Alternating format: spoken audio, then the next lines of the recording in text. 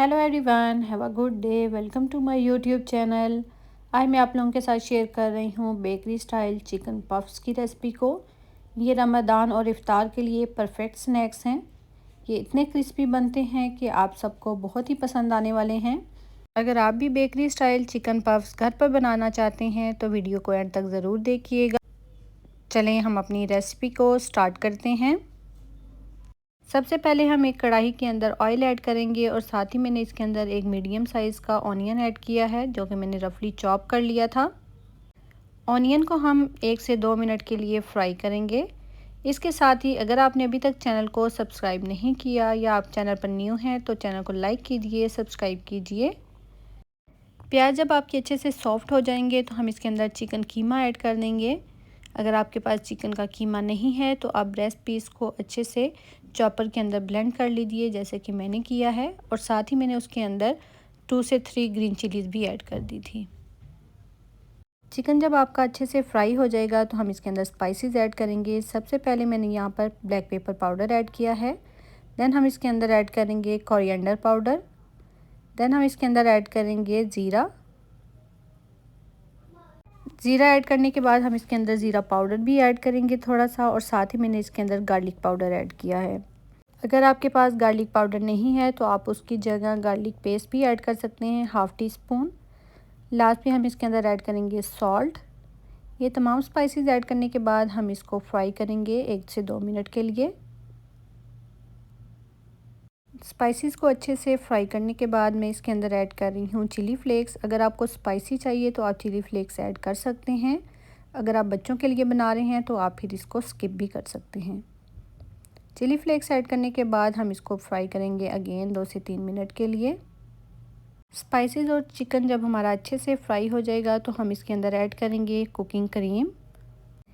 इसके साथ ही अगर आपने अभी तक चैनल को सब्सक्राइब नहीं किया तो चैनल को लाइक कीजिए, सब्सक्राइब कीजिए और एक छोटा सा कमेंट ज़रूर किया करें, जो कि हमारे लिए बहुत ही खुशी का बायस होता है।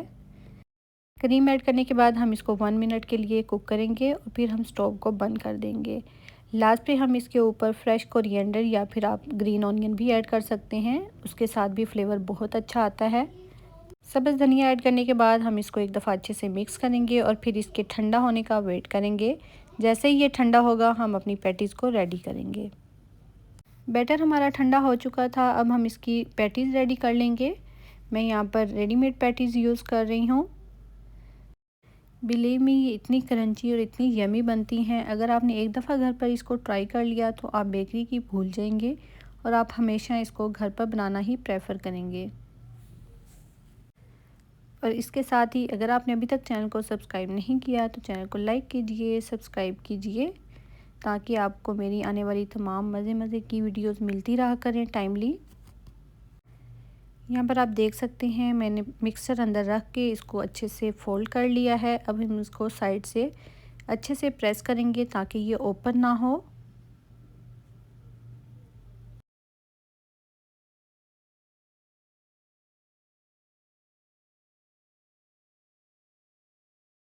हैंड के साथ अच्छे से इसको बंद करने के बाद अब हम फोक की मदद से इसको अच्छे से साइड से सील कर लेंगे ताकि ये ओपन ना हो। जब आप इसको अच्छे से सील कर लेंगे तो लास्ट पे आप इसके ऊपर नाइफ़ के साथ इस तरह कट्स लगा दीजिए। यहाँ पर हमारी एक पैटी रेडी हो चुकी है। इसी तरह हम बाकी की भी तमाम रेडी कर लेंगे। आप इसकी कोई भी शेप दे सकते हैं, रेक्टेंगल, ट्रायंगल या फिर सर्कल, जो आपको पसंद हो। मैं यहाँ पर 2 तरह के बनाऊँगी। यहाँ पर आप देख सकते हैं तमाम हमारी पैटीज़ रेडी हो चुकी हैं। अब हम इसके ऊपर एग वॉश लगा देंगे। एग वॉश लगाने से हमारी जो पैटीज़ हैं इनका कलर बहुत अच्छा गोल्डन कलर का आता है। एग वॉश लगाने के बाद हम इसके ऊपर black and white sesame seeds add कर देंगे। सेसमी सीड ऐड करने के बाद हम इसको प्री हीटेड ओवन के अंदर 180 टेम्परेचर पर 20 से 30 मिनट के लिए बेक करेंगे।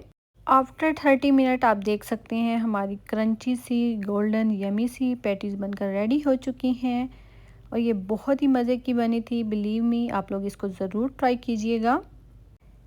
उम्मीद है आप लोगों को ये रेसिपी पसंद आई होगी। अगर रेसिपी पसंद आई है तो चैनल को लाइक कीजिए, सब्सक्राइब कीजिए। मिलते हैं इंशाल्लाह नेक्स्ट वीडियो में नेक्स्ट रेसिपी के साथ। तब तक के लिए अल्लाह हाफिज़, टेक केयर, बाय बाय।